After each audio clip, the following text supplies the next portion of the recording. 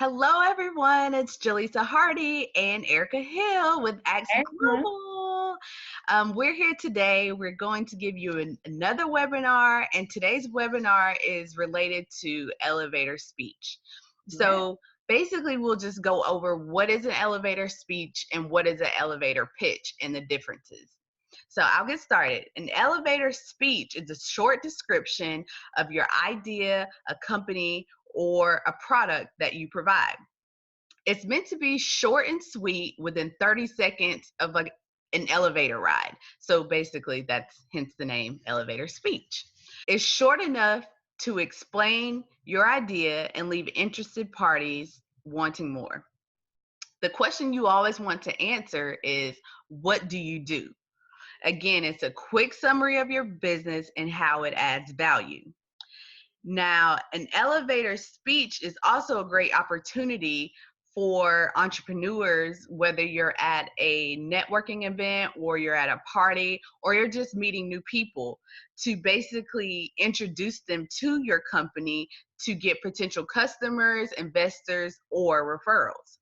Now, the difference between an elevator pitch and an elevator speech. A speech is going to be something that you give verbally. It's going to be quick and concise, under 30 seconds. A pitch is more so something that you're going to present to investors. So this can be something that comes with a presentation or a slide deck that you can send over via email. Now, like I said, the speech is always going to be provided verbally, and it's going to be something that you give off the cuff. What you always want to include with their speech is to understand that it can be tricky when you're giving a lot of information in such a short time. So you never want to rush through it, or you never want to speak so fast that you're trying to get too much into a quick conversation. So that's just one thing that you should always keep in mind. And also, when you're giving your speech or pitch, make sure that you keep in mind your goal and you want to provide your goal to your audience that you're talking to. So that could be a fundraising goal, or it could be a goal of, more revenue that you plan to generate. You always want to provide that information to your investors. So for them, it could be helpful for them to know how they can help you as a customer or as an investor. Now I'll turn it over to Erica for a few examples of what an elevator speech looks like. Thanks, Jaleesa. So, like Jaleesa was stating, an elevator speech is a quick introduction you share with someone you meet in an elevator to sell your capabilities. It's basically, tell me about yourself. That is the main question of your elevator speech. Elevator speech should not be no more than 20 to 30-second advertisement about you, what your skills, your qualifications, your characteristics, and what you will bring to the company. Now, with your elevator speech, these are main components that you want to think about. Know your audience, know yourself.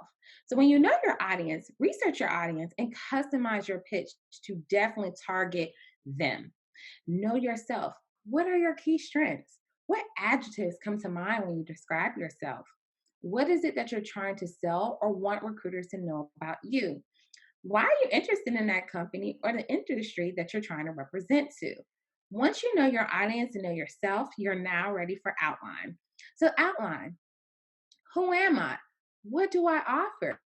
This is a great way to pitch who your nonprofit organization is. What is it that you guys offer? If you guys need help trying to figure out your name and mission and vision, check out our last monthly webinar, shameless plug, on how to figure that out for your elevator pitch. Next, what are the main contributions that I can make? Why do they need to hear your elevator speech? What can you bring to the table? Next, what is your USP? Your USP is your unique selling proposition. What I makes you like that different? one. A little fancy USP. But what makes you different from your competition? Why should they select your nonprofit over well-known nonprofits?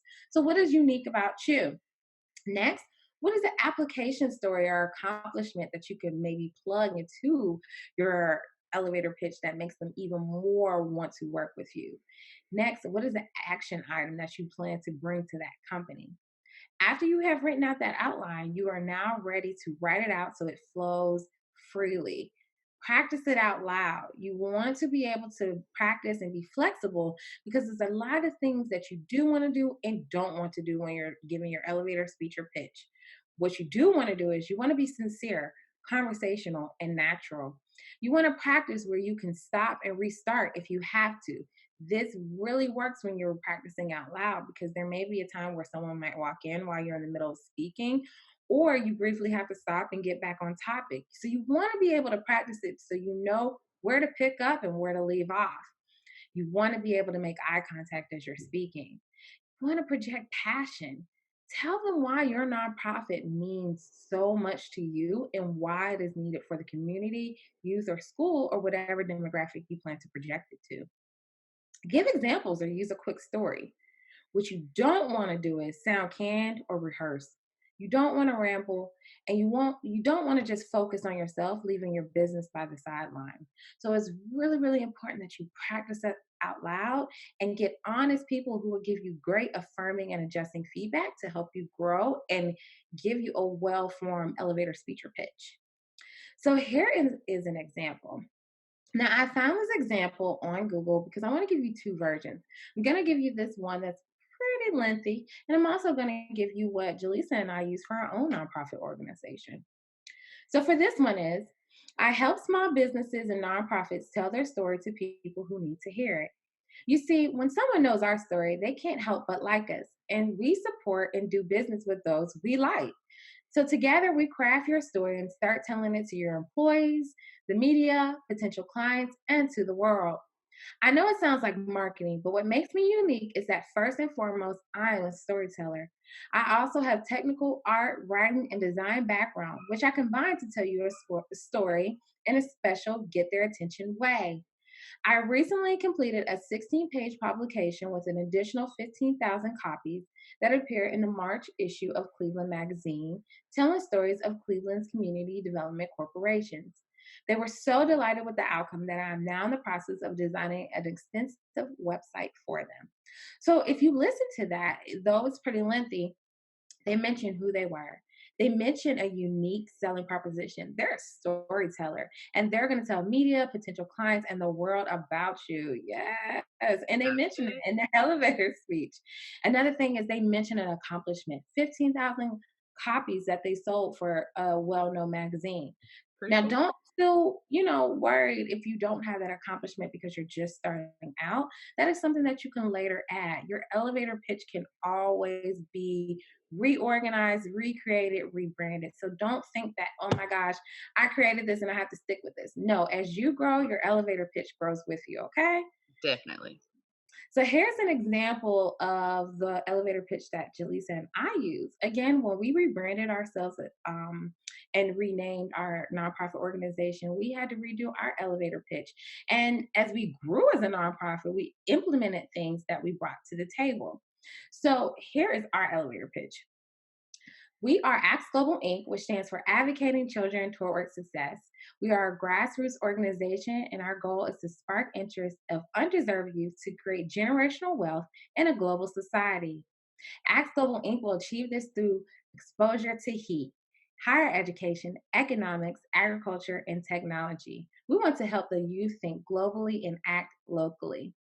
So ours is a little shorter, well, a lot shorter than the last one that I read, but we hit them with the main pitch line. We hit them with our mission on who we are as a nonprofit organization. We let them know that we work with youth, and even importantly, at the end, we left them with our tagline of how we want our students to think globally but act locally, and that is something that is going to leave a memory Lasting with impression. yeah, a lasting impression.